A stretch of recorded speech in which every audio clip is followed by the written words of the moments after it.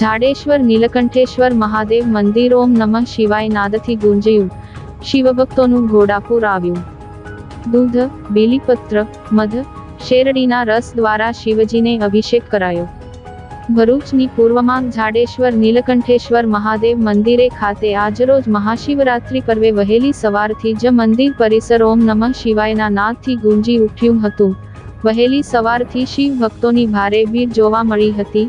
હજારોની સંખ્યામાં શિવભક્તો શિવ મંદિરે શિવજીના દર્શન અર્થે ઉમટી પડ્યા હતા.